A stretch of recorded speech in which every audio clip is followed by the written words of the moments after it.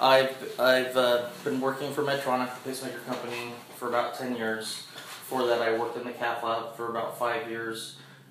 Within that, doing angio side and the EP side, so electrical and plumbing side.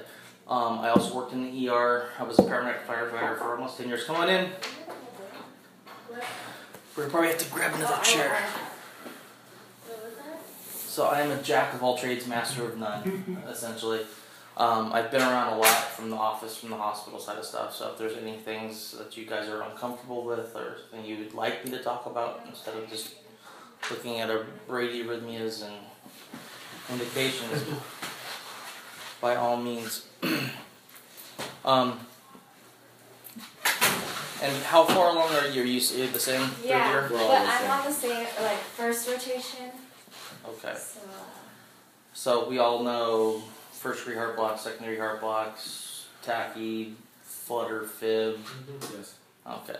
So how about this? I'm going to give you guys an example of a case that I was in, just to talk for a couple of seconds, and just to see if you guys can follow along. Okay. And troubleshoot what's going on. Okay. Okay. So I'm in the OR doing a case. So I have a cardiologist, not an EP, doing an ICD implant. We have a scrub tech, a floating nurse, and an anesthesiologist.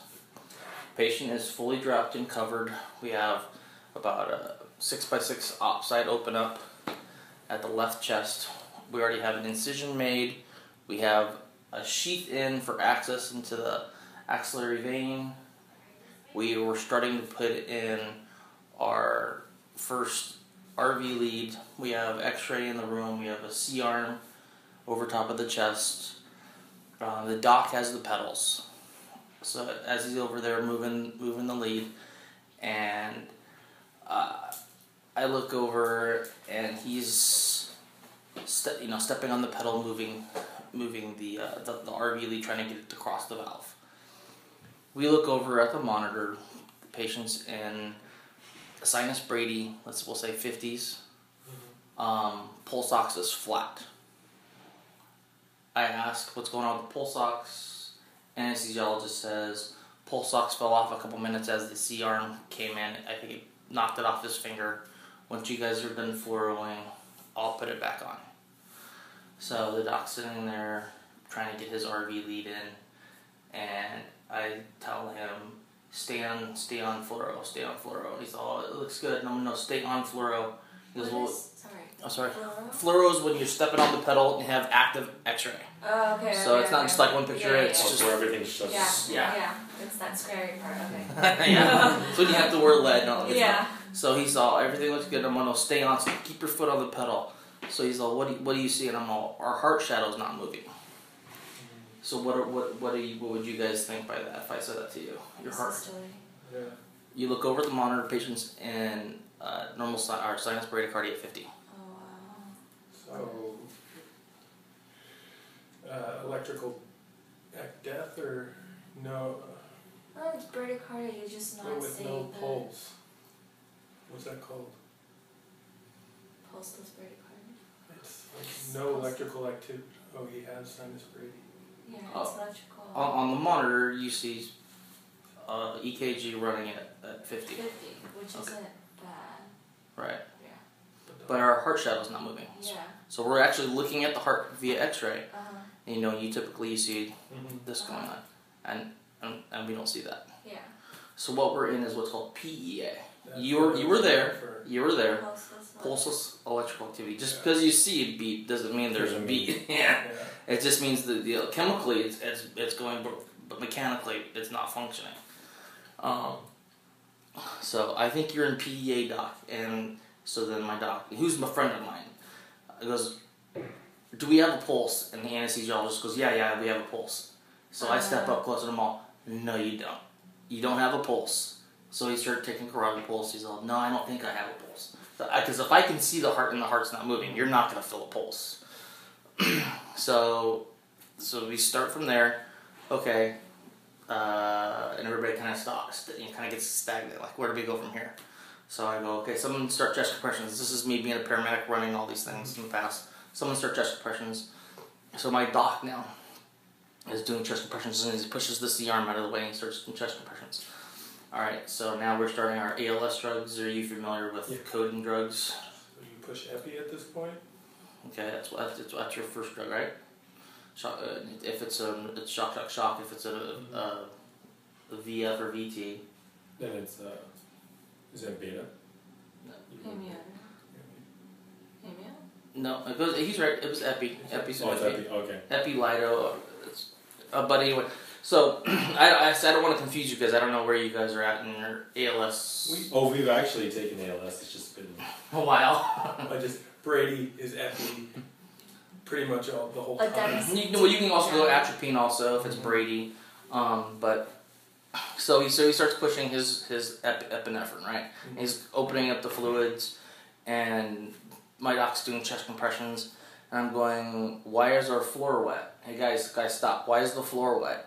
And my doc's still doing chest compressions. I'm all, stop chest compressions for a second. Is there IV in? And they're like, yeah.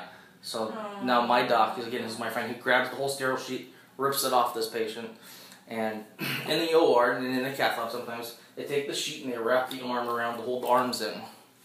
The IV, of course, is underneath that wrap, so we pull it off, and sure enough, the IV is now just laying on this guy's arm. So now the anesthesiologist comes around, and he's going to try to start another IV line. They're asking the nurse, well, let's pace through their external defibrillator. She can't get it to pace, and I'm trying to watch the doc. She's all, there's something wrong with the defibrillator. So she's unplugging everything, and now she runs out of the room, dragging out our external defibrillator, saying there's something wrong with it. And I'm trying to yell at her, there's nothing wrong with it, there's nothing wrong with it, you just don't have it hooked up right. But she doesn't listen to me because right now everybody's hair is going crazy. And so then I grab my doc by the back of his leg, and I'm gonna back up, let your scrub tech take over chest compressions, so he can run his own mega code. So he backs up and he puts the doc, or puts the scrub tech starting to chest compressions. And I'm all, are we intubated? Yes. What can we do in a code if a patient's intubated? So we don't have a line in right now. We want to start our ALS drugs. Are you guys familiar with doubling the dose and dropping it down the ET tube? You guys ever heard that before? Mm-hmm. In certain crashing situations, you can give your drugs down the ET tube down into the lung field. So I said, have your anesthesiologist stop turning IV, start dropping the dosage down the ET tube, have your nurse start an IV line, so now we can have drugs in and somebody else starting an IV. And so he yells at them, and they all start doing that. The nurse comes back in with a new monitor, and she's saying there's problems with this too. And I tell her, on these older external defibrillators, you have to have surface leads on, not just the patches, to be able to externally pace. Because you can't just pace and not see your rhythm. It needs to be able to use the EKGs to see, and the patches to pace. So they get that on there, and they start pacing. So it was a total clusterfuck from start to finish, excuse my language. And after we ended up getting the heart back. The guy came back, but the patient did not. The patient ended up being brain dead. And so he ended up pulling me into the scrub room, or not scrub room, into the change room, kicked everybody out, and had me walk from the start to finish all the stuff that went wrong.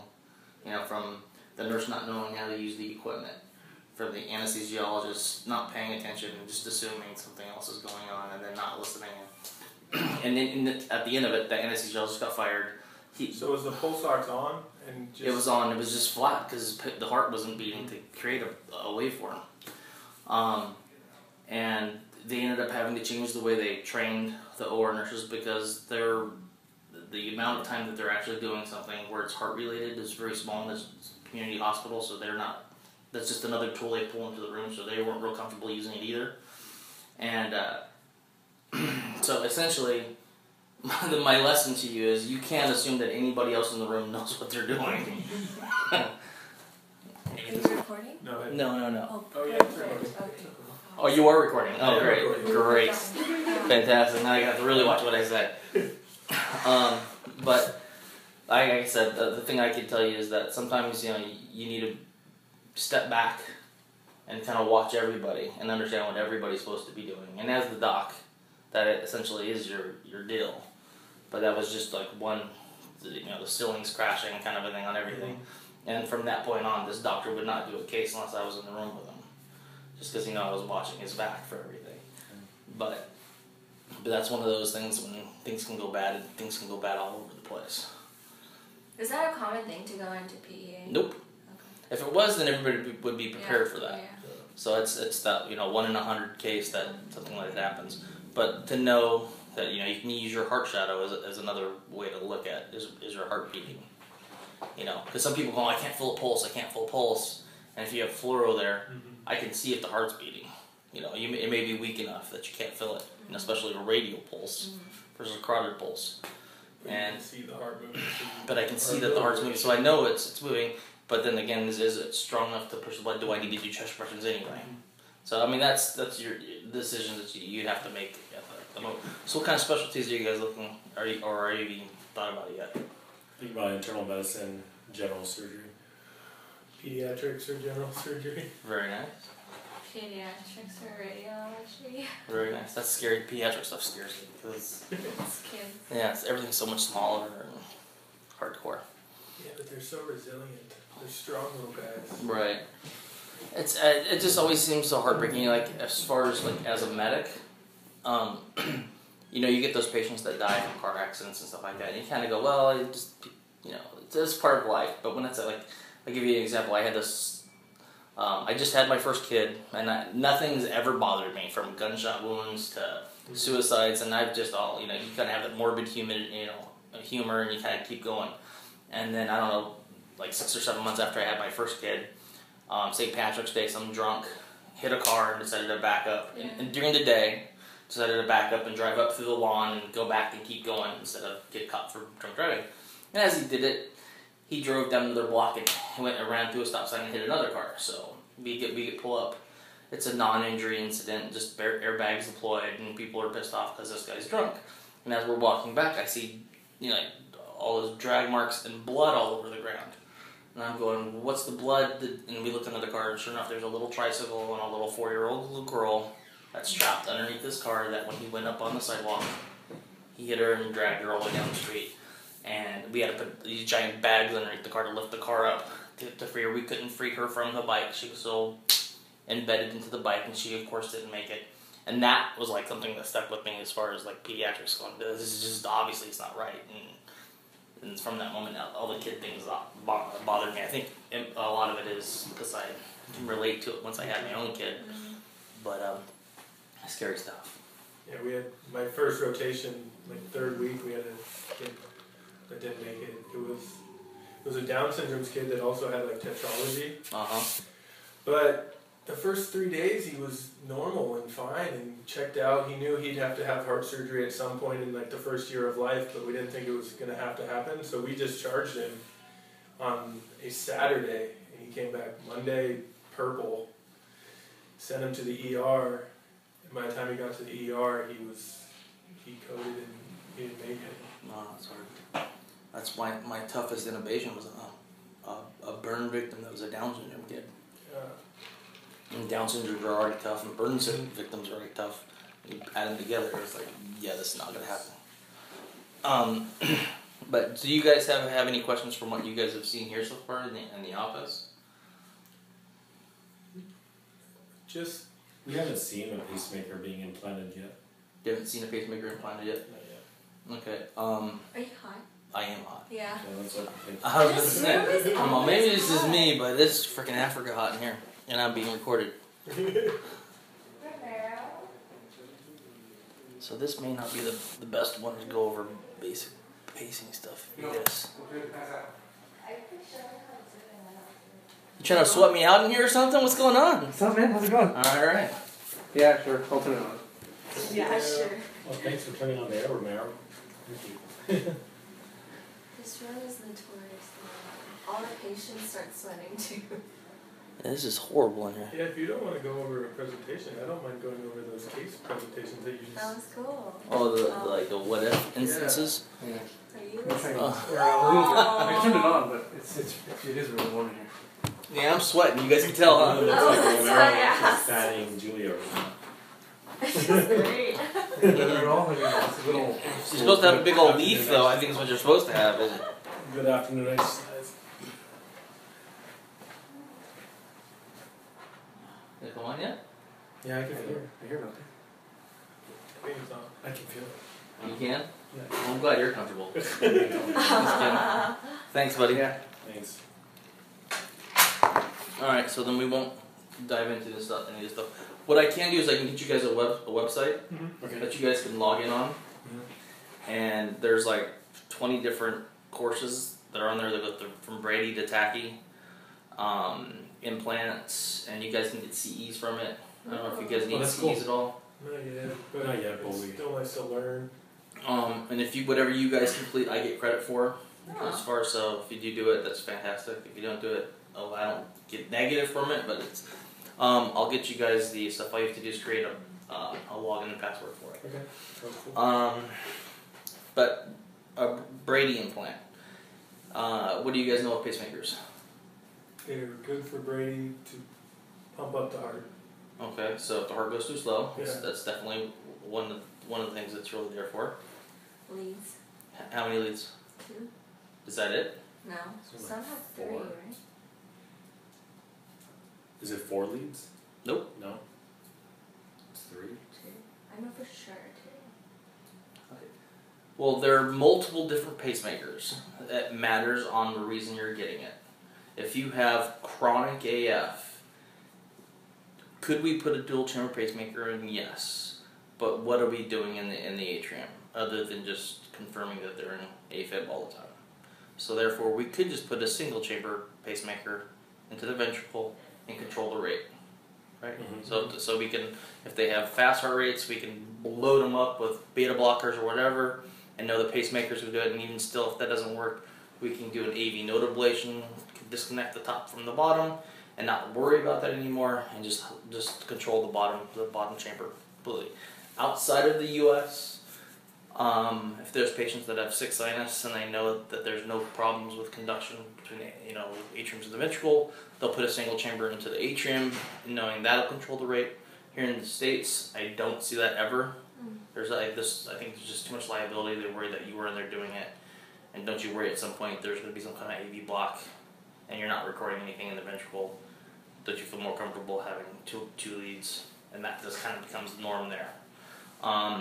There's also 3 leads, which is 1 into the right atrium, 1 into the right ventricle through the valve, and 1 in the left ventricle actually goes into the coronary sinus and wraps the left side of the heart and paces the left ventricle. The way your heart wants to beat, your right and left ventricle want to beat off the septal muscle together to push out the most blood. And you guys have probably already heard Dr. Ben-Zur talk about EF or ejection fraction. Do you guys know what normal EF is? You guys got that? 60%. 55 to 65 in most people. That's a nice, comfortable range for people. It's normal EF. And most patients, and this is a word of advice, most patients think 100% is what it's supposed to be. So when you fill out those terms, it's best to back up a little bit and say this is normal. Normal is like 55 to 65. Because if you think about it as your heart, it's not pushing out 100% of the blood, which would be 100%. It's only pushing out 55 to 65%. Now with atrial kick, you get a passive fill from the atrium, blood starts to fall into the ventricle, then the atrium beats, stretches out your ventricle, can actually improve your EF if you have sinus. Your right and left ventricle, like I said before, want to beat off the septal wall. If there is some kind of electrical problems or an enlargement of your left ventricle, what happens is the right will start to beat and the left is beating over here, and it's already the right side starting to relax as the left actually finishes. So it's kind of doing a seesaw motion, not getting as much blood out because the opposite side of the heart is not pushing back to create that double-sided push. So with those patients that have the electrical problems or the enlargement, cardiomyopathy or whatever it be, we put that left lead in onto the left ventricle, and we can actually tell the left ventricle to start earlier to get it to beat together. For hypertrophic cardiomyopathy? Yeah, any enlargement or electrical problems. Just to try to get both of them to beat together. Oh, okay. What we have found out over the last 10 years is that actually pacing the RV is bad. It actually leads to heart failure and actually has an increase in AF. So if we can reduce the amount of RV pacing, that's the most healthiest for the patient. And that being said, there are patients that have RV pacing 100% of the time and have no negative effects. But we do know the studies have shown that we try to reduce RV pacing. If you go back 15 years ago, we were putting in pacemakers for first degree heart blocks, long first degree heart blocks. So we wanted to make sure they got the atrial kick, and now we're finding that we're better to allow these patients to have really long first degree heart blocks, as long as they're not symptomatic from it, to not pace the RV. The newest Tri-V devices are what they call BiV, 1 atrium, 2 BiV device leads. What we have found is that, again, I'm going off of that same study, that right ventricular pacing is bad. We're actually looking at timing from the left, and we measure it and say, okay, this is where the RV typically comes in after a sinus beat. We're just going to not pace that right side, and we're just going to pace the left side to have it push back. So it's going to be a sensed beat from the right, and we're just going to pace the left with it. So we're going to get them to work together without causing the RV pacing. That's the newest, greatest thing that's out. The other side of that is they found that as the heart goes faster, the heart is actually better served by having RV and LV pacing when the heart goes over, let's say 90. I think it's 100. But so if the heart rate starts going faster, we actually pace both sides, because typically your AV node or your A to V timing shrinks as the heart goes faster. So they will do both pacing there. So to answer my own question before, there's single chambers, there's dual chambers, and there's BiV devices. Now how about defibrillators? What are there in defibrillators? 2. Okay, so there's what? What leads go where in a defibrillator? No, not an external defibrillator. I'm talking about an implantable defibrillator. Oh. Which one is it? I say no? Where did you want to know? Like in the region of the say no, so right atrium. So are you thinking where you was shot from, or you think, because to give you guys a better understanding, all defibrillators are also pacemakers. Yeah. Okay. Okay, so if you look at it that way, so it's going to follow the same rules as a pacemaker. If you have chronic AFib and you don't need to pace the atrium, you don't need to sense the atrium, you can just have a single lead defibrillator. And what is on it has the same pacing lead, but on that lead there are 2 coils.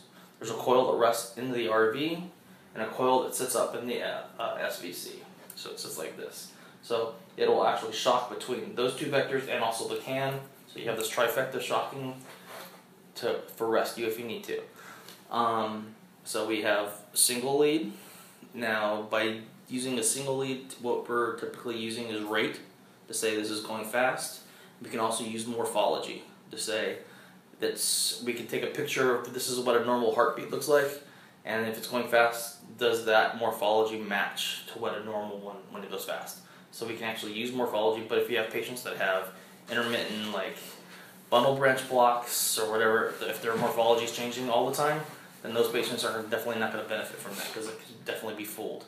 So by having a dual lead, a lead up in the atrium and in the ventricle, we can see what the atrium is doing at the same time. So if the heart's going fast, we can see that the atrium is going fast with it. Say, oh, this is a sinus tach. This is an atrial tach. This is not a ventricular tach. We do not need to treat. There's also the third lead, because a lot of times those people that have, cardiomyopathy have low EF, and their risk for VT and VF is higher. So they would typically get an ICD, and they can get that third lead also. That's a good point to go on. Do you guys have any questions from that at all? So if you're saying a defibrillator can also be used as a pacemaker, All defibrillators are pacemakers. then when would you only put in a pacemaker as opposed to the defibrillator? Okay, so one thing is cost. So defibrillators also cost a lot more. Okay. So if you have a patient that comes in there with bradycardia, because they're in their heart rate, they're symptomatic, their heart rate's like in the 40s, and they just feel like they have no energy. If and you do a study on them, they have normal ejection fraction. They're not at risk for VT-VF. Their only problem is bradycardia, symptomatic bradycardia. So you would just put a pacemaker in. Okay. But if you had a patient that was bradycardic and you did the echo and you found out they had low EF, they have other risk factors, then you're going to go ahead, let's put a defibrillator in at the same time. Just because I've never had a ventricular event, you know, a VT or VF doesn't mean that they don't get a defibrillator. So basically anybody with bradycardia as well as some underlying risk for coronary artery, like heart failure or something like that, would get the defibrillator?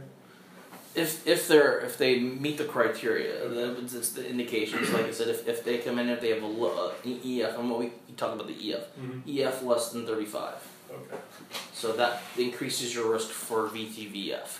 And a lot of patients' perspective is, I never needed this ICD. I don't know why I ever got it. I've never been shocked in my life. I've had a defibrillator for 20 years. I've never needed it. And you hear that all the time. This is just another instance of the healthcare system just charging my insurance to be able to take advantage of it.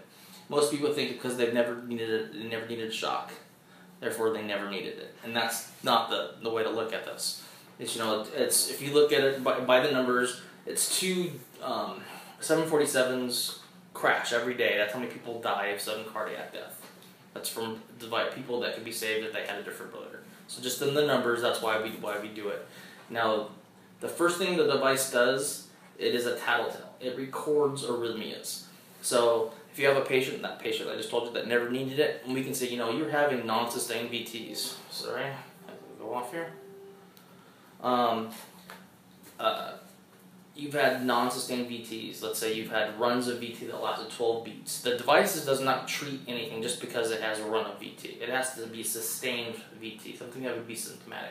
We found that a lot of these VTs that if we give them enough time, they'll break on their own. So, and it's a traumatic event for somebody to get shocked. So we want to give the patient enough time to break on their own, but not become symptomatic where they're going to be passing out or something like that, where they can still lead a normal life. So we see all of these episodes. We see AFib, but we can actually see a burden of AF. So say if a patient is in AF, 5% of the time, or somebody that's having atrial fibrillation 50% of the time. Now, we find it all the time that these patients are not on any anticoagulants. Now, are you familiar why we put on? Go ahead and enlighten me. For AFib? Yeah. It's because your blood starts pooling in the area because it can't contract. So then it starts coagulating and it can throw a clot. So we put them on. Exactly. Your atrium is because it's not beating, pushing out blood, and your atrium's not this smooth surface ball. It's got all these pockets in it, and anytime blood becomes stagnant, obviously it can clot. That's why we put them on Coumadin, warfarin, Pradaxo, whatever your drug of choice is. And we find it all the time that we bring these to the doctors. The doctors, they can just crank them out, check them, so I can bill for them, and send them on their way. And then we, hey doc, did you know this patient was had an 8-hour episode of FIB? Oh, I never knew they had FIB. They're not symptomatic. Therefore, unless you have them on the monitor or the patients are feeling these episodes, you're never going to know. So we find patients all the time that are having all these other arrhythmias through the ICDs and pacemakers. Now, these patients that are having VT that are non-sustained, we can say, hey doc, the patient is having these non-sustained, especially at night. Oh, I wonder if they're having sleep apnea. And all of a sudden we put them on a CPAP or do a sleep study, and we find out that's what's causing the bradycardia too, because when they go down there, the lack of oxygen is having all these other effects. All these tattletales just from this device is leading us to a lot of other problems that we didn't know about. Now, also, they're having a lot of these non-sustained VTs, or they're having bigeminy, or they're having trigeminy, blah blah blah blah. Well, let's try these medications, and just as anything, medication. Is that English? Did anybody get that? Romney, I need you. Yeah, okay. So, and like anybody, you put them on 40 milligrams of whatever, that doesn't necessarily going to mean that's what's going to work for the rest of this guy's life. So you put them on amnio, or you put them on whatever you put them on, and all of a sudden we start seeing an increase on these arrhythmias. We can go, well, maybe something's going on vascular, maybe we need to do another study on it to find out if there's the blockages going on that's causing these arrhythmias, or do we just need to upgrade our milligrams on whatever blah blah blah medication they're taking. So the medication actually becomes their first line of keeping them out of the arrhythmias, and the device kind of tells us how well these medications are working for them. And again, as far as the patient's concerned, is I've never needed this device. And they don't realize all this other stuff that we're getting from this device. Another thing that the devices can show us is it can show us their activity level. So you see a patient and you get really poor historians and they just want to get out of here. Doctors find things wrong with them. They don't want to be here. How's everything? I'm fine. Honestly, everything's fine. I'm just here because I have to be here because the doc wants me to check my device. So all of a sudden we put the wand on them and we see that their activity level was normally 3 to 4 hours a day, and now all of a sudden it's a half hour a day. So then we start digging. What's going on? Why? Oh, I just retired. Okay, maybe that's just it. Or really I just have a lack of energy, and you can kind of find out that the patient's not compensating for themselves. So when they're walking around, their heart's just staying at a steady, even though it's not bradycardic, but it's not rate appropriate to their activity level. So we can turn within the device, we can turn on something that's called rate response. So it's got a little crystal and like a little diving board, and when it vibrates with your movement, and if your heart rate doesn't increase, it'll increase your heart rate for you. So it's not just because your heart's going, your heart rate's going 50. It's you're out walking around, and even if you're just walking from your couch to your fridge, your heart doesn't stay at 60. It picks up 70, 80, 90, and what we call an active daily living rate with our devices typically is 95. So if you're out moving, the pacemaker is going to pick up your heart rate to 95, so you have more energy while you're doing stuff instead of being a lethargic couch potato. So like I said, all these things that the devices are doing that most people don't realize that they're doing this stuff. Any other questions so far? How much is our pacemakers versus defibrillators? Just curious, is it triple the cost probably? Well, it matters honestly in contracting. okay? But let's say you get an MRI pacemaker system for let's say like $4,500. Okay. And you can get a dual chamber defibrillator system for $9,000. But there's certain places with contracting that just that RV lead with the 2 coils, they'll charge $4,000 for that lead. So and that's almost as much as a pacemaker system in certain places. So and then about battery longevity. A good pacemaker, if everything's optimal, will last 8 to 12 years. Normally 8 to 10 years is for a pacemaker. An ICD is 6 to 8 years on an ICD, good battery. On a BiV device, it's a lot less, 4 to 6 years. And the difference between like a defibrillator and a pacemaker versus a BiV, which is the 3 leads, is in the 3 leads, we want to pace all the time. We don't want the patient to beat on their own because they're getting this. So we want to make it work together, so we have to drive both sides. So how much ever energy it takes, we're doing that every beat. So that's going to draw the battery down a lot faster than another device that's only going to pace it on demand when you need it. Let's see, another thing that our defibrillators and new BiV pacers can do is that we measure what we call our optival fluid index. From the tip of the lead to the can, it measures electricity. Electricity travels faster through fluid, so we can actually get a baseline for what's normal for the patient, and then we can say if the patient's retaining fluid in their lung field. So we can actually see heart failure within these things. I didn't realize how much those machines can do. Yeah, most people don't. I mean, like I said, and the same thing with our patients, unless we, honestly educate them. We get physicians all the time that they'll ask us, check it, and I'll bring the report back, and they'll look at it and they'll go, okay, is it good? I don't know what all this stuff means. And it's totally normal, unless you see these things all the time, and there's 5 different companies out there that have their own little gadgets and what they do and what they don't do.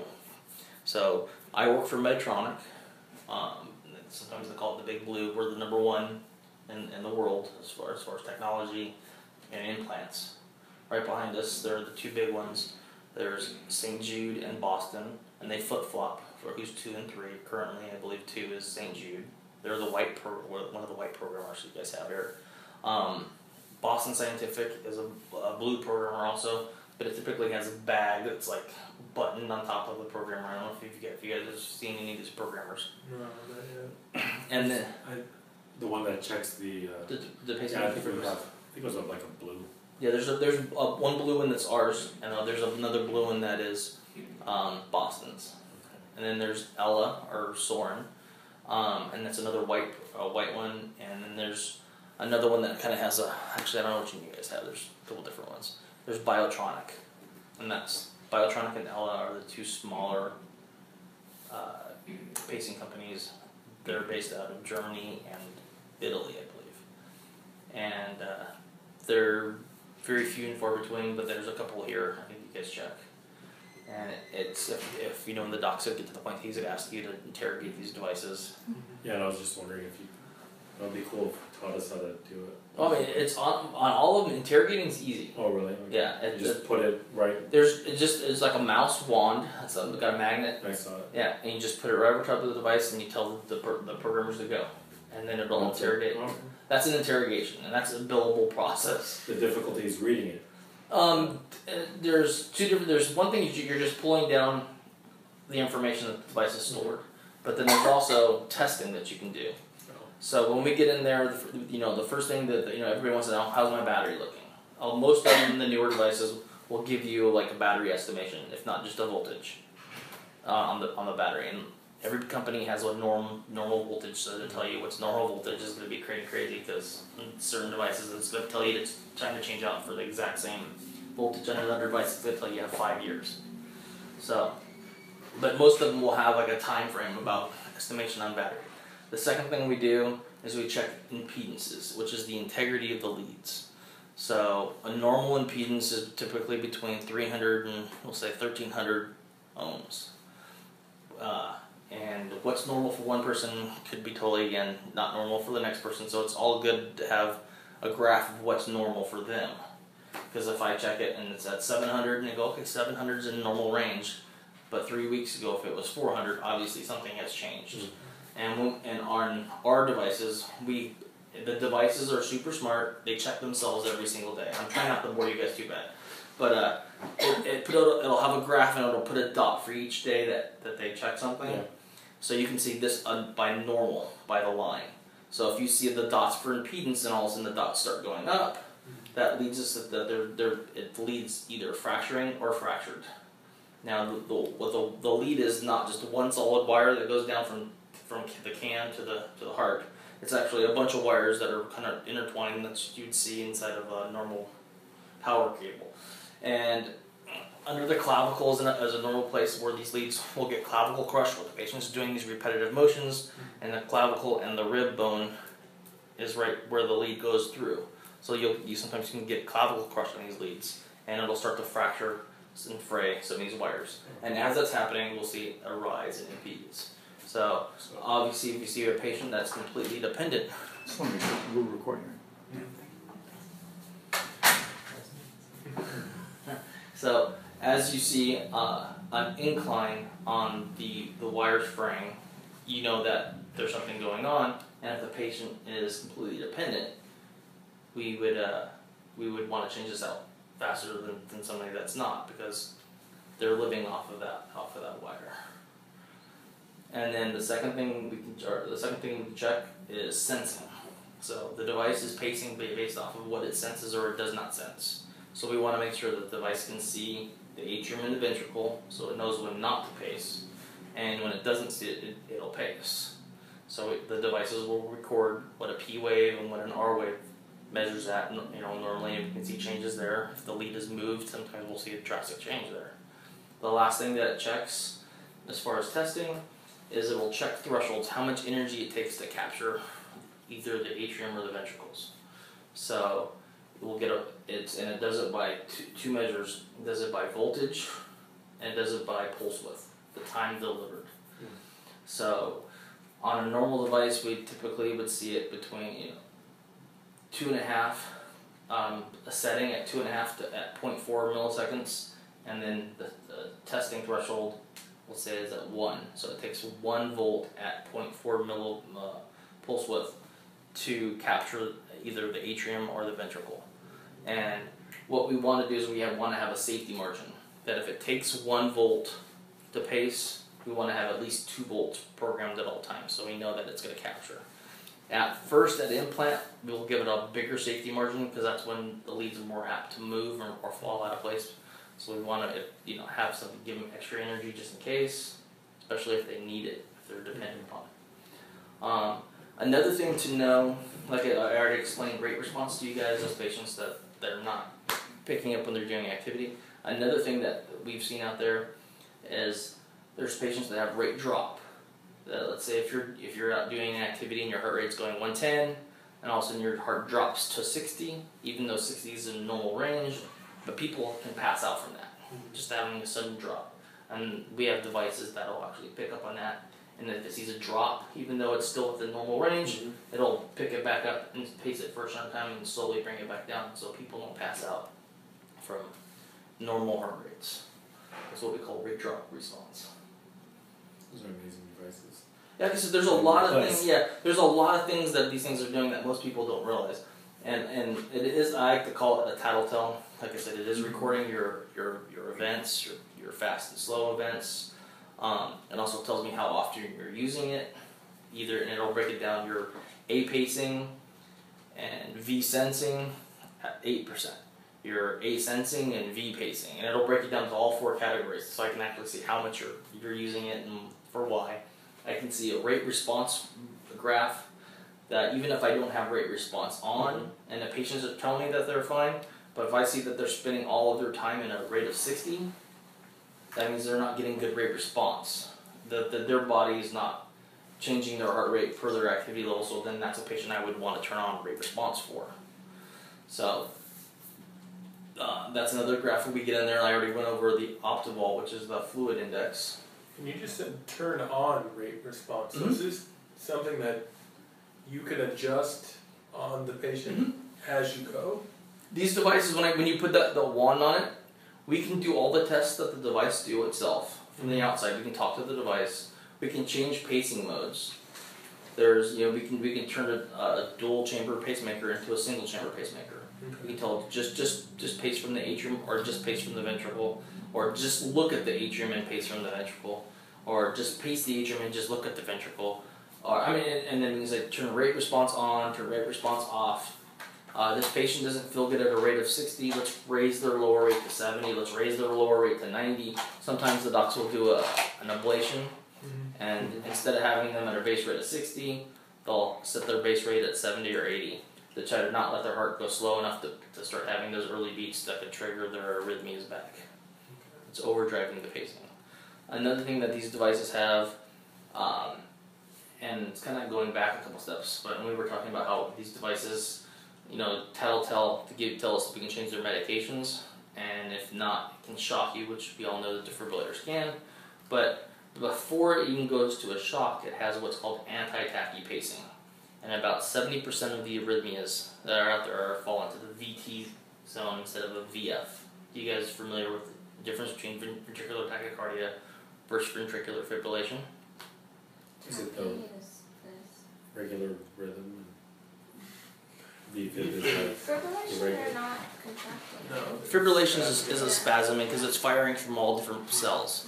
Okay, ventricular tachycardia is an organized fast rhythm originating from the ventricle, the ventricular tachycardia, which is lethal nonetheless. Both of them you could die from. If you have a ventricular tachycardia, which is a wide complex tachycardia, what we've found is that if you pace faster than the arrhythmia, then about 70% of the time you can actually break the arrhythmia.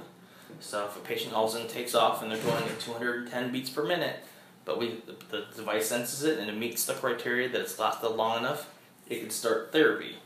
And by pacing faster, let's say if it's going at 210 and it starts pacing at 220, and it'll do a train. It's all programmable, but nominally it'll do 8 beats at that rate and then stop. And a lot of time you'll find that it'll break the arrhythmia. So you get the patients in here and they're telling you how they don't ever need this thing, it's never gone off on them, and you go, last Saturday the device saved your life. What are you talking about? Because the device did what we call painless therapy. It actually rescued you without even knowing that it rescued you. And we have, within the device, we can set up different bins, because there are patients that will have different arrhythmias. Let's say if they have a slow VT that they're not really symptomatic from, and it's going like 150, we don't necessarily need to shock them because of that slow VT unless they become unstable or they're starting to fill it. We need to treat it faster. But if they're not having problems, we can be more aggressive with the ATPs. We can try Renovate. That doesn't do it. We'll repeat a Renovate. Doesn't work. We'll repeat a Renovate. Doesn't work. We're going to do a ramp now where instead of being at a steady rate of like 220, it can actually go faster and faster and then stop. And then we'll try that again. We'll try that again. We'll try it at a different percentage and we can do multiple things at the slower ventricular arrhythmias. But as it starts going faster, say now we know that they had a slow one, but they also have a fast one. So then we can set up a second zone to say if it happens here, we don't want to wait too long before we shock them just because we don't want them passing out. We're just going to do 2 rounds of ATP before we shock you. And then we can have the last one, what we call the VF zone, where we say we don't want to wait too long because this is going very fast and they're going to become symptomatic pretty fast. So on those, we're going to say your first therapy is to shock you. And it's going to say 25 joules. When you guys look at the external stuff, you think of a lot higher. You guys are talking about 250 or 300 or 3 meters on the biphasic or monophasic. And we're not shocking from the outside. We're already in the heart, so we can use a lot less joules. So we can do, our max is 35, but sometimes we'll start at 25. And while the device is charging to deliver that, it can actually give an ATP while it's charging. And it may break it. And then we find that, this worked. And if it happens again, we can say, well, we're going to turn on smart mode. That before it charges, even at this thing, we want it to give it 1 attempt of of that pacing before it charges. Because even until it charges, it uses the battery. That's having to create that much energy to start ready to shock. So and the device will store all these things and how it was rescued. Did it what was successful, what wasn't successful. What does the shock feel like to the patient? You'd have to ask the patient, and everybody will describe it completely different. They'll have guys that'll describe it as I got struck by lightning, got kicked in the chest by a horse, somebody hit me in the back with a baseball bat. And there's all other guys, I got shocked, and they're about playing golf. And I got shocked, and they go right back to playing golf. And there's other people that get shocked and lay on the floor, call 911, I'm dying. And like I said, it's totally different for everybody, but there'll be no doubt. Because we get phantom shocks where people end up in the ER because I think they got shocked. And if you've been shocked, you'll know you got shocked. And is it something that you know is coming, or is it just... It matters if your symptoms from your arrhythmia have started or not. So we want to give it long enough to break on its own, and if not, we'll try to pace it out. But then there's patients, if it's inappropriate. Let's say that it didn't notice the patient was in fib, and this is rapid conducting through fib because it's a single chamber device or whatever it be. And these things aren't 100%, accurate all the time. All the companies kind of have their little hiccups, where sometimes you get a patient that'll get shocked inappropriately. And that's why we end up going to the ER to make sure everything was appropriate and the thing did what it's supposed to do. And then they'll change their medications. And I would say more often than not, obviously, that these things are pretty spot on and catches the right thing. And as technology advances, every new device is always so much smarter than the last device. And you go, gosh, I just wish this patient here that had this thing had the new device because this would have never happened, kind of thing. How often do you update the defibrillator and the pacemakers? Like a new model? Like a new model. It's like any computer. As soon as you buy it, there's already one just waiting in the wings to make that thing obsolete. Like right now, let's say you had low ejection fraction and you were having symptoms or whatever, and they decided to put a defibrillator in you. Great, now you're protected. But if you had just waited 2 more months, you could have had an MRI safe defibrillator.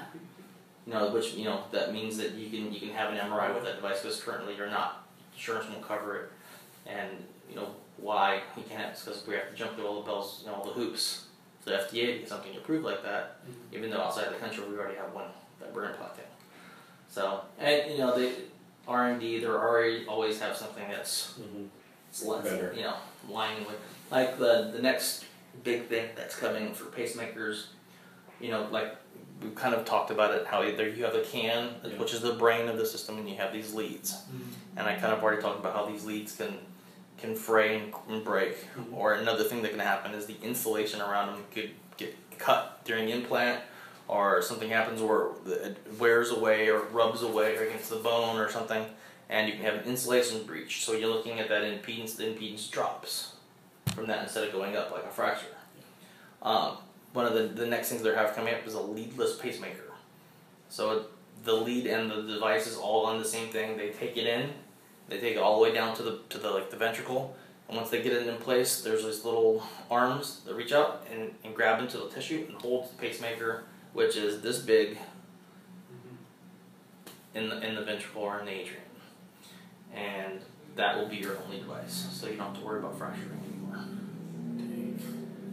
The next pacemaker that's coming out that we have will be a Bluetooth capable pacemaker that, we always think about our parents not having all the smart technology, but we're finding more and more that they actually do have an iPad that they use for reading. They do have an iPhone or a Samsung tablet phone or something, and that you can download an app onto the new phone, and it will talk to your device. So you can send a report. The interrogations you guys are talking about doing in the office, it can actually send a report from your phone from their home.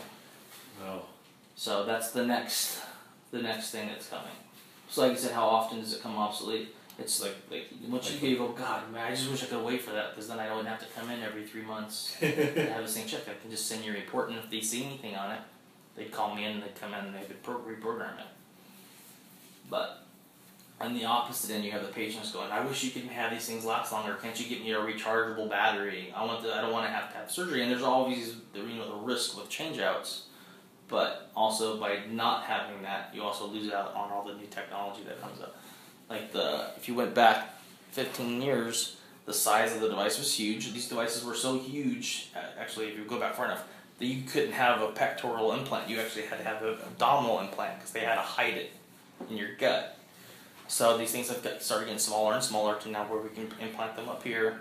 And our last round, I don't know if he has a poster, they actually have the taper of like the stealth bomber. Instead of having this, like a brick implanted, it actually tapers down at both ends, so it's a smooth transition. So the patients don't feel it as much. Obviously, they know that there's something there, but it's not. This is where it starts. This is where it ends. And then by having it such a rough edge, get a lot of skin tension, and that's what they feel. By having that smoother transition, it's more comfortable. For women, their bra straps rub on it, and it's irritable. Seatbelts can be irritable. A lot of times we tell them to get a lambskin or a fur lining cover they can get on the stuff to make the seatbelts more comfortable. How far am I in here? I think I talked you all asleep enough for the first round. I'm going to get you guys the website. Yeah. And if you guys sign up, that'd be great. Just I'll give you guys my phone number too. How long does the total course take? Like half a day? Oh, no. I wouldn't give you something that take you that long. Okay. No. That's cool. Yeah, it's something that if you gave it an hour, you'd probably done before the hour was up. Nice. So, yeah, and it just kind of gives you an explanation. There's I think there's like 20 or 30 different things. We keep adding stuff to it for added education. My company is huge. We do valves, we do coronary, we do diabetic problems. We have insulin pumps, we have spinal stimulators, we have bladder stimulators, we have neurostimulators, we have you name it. Our company makes it. Medtronic. We covered stents for AAAs. We have everything. So, like I said, even within this stuff, I mean, you can go off and branch off into different divisions if there's something more you wanted to look at. So you mentioned how you can use a pacemaker for AFib. Uh-huh. What is the indication for using a pacemaker versus doing like radio ablation therapy? Okay, so you're doing two different things. Yeah. If you're trying to eliminate the arrhythmia by doing AFib ablation, and you're putting a pacemaker there, so because the patient's symptomatic, let's say if their heart rate's dropping, and you're trying to control it. Yeah. A lot of times if they can put a pacemaker in to we're going to do this so your heart rate's not going to drop, because you can have fast and slow with AFib. Yeah. And we're going to try to burn AFib. Yeah. Success rate for AFib ablation, but it could be just be an atrial tach. Right. And if they block out during it, your ultimate backup is still pacemaker. Okay. That protects your patient. if you have hopefully you're doing that to try to get them off of Coumadin and stuff like that. If you truly be successful, and there's a lot of documentation and different opinions about we did an AFib ablation and you're in sinus and you leave, you're in sinus, you go home. How long do you wait? How long do you really know that they're out of AFib before you would take that patient off of anticoagulants and not put that person at risk? Right. I mean, and like I said, there's a lot of guys that'll do an AFib ablation and they put in these things that's called loop recorders. Are you familiar with loop recorders? Loop recorders about yay big, implantable, and it's like what you would if you put a Holter monitor on somebody, but it lasts for 3 years. What So you can see, and the device will look at irregularities to say this is your heart normally slowly speeds up or slowly slows down. It doesn't do this.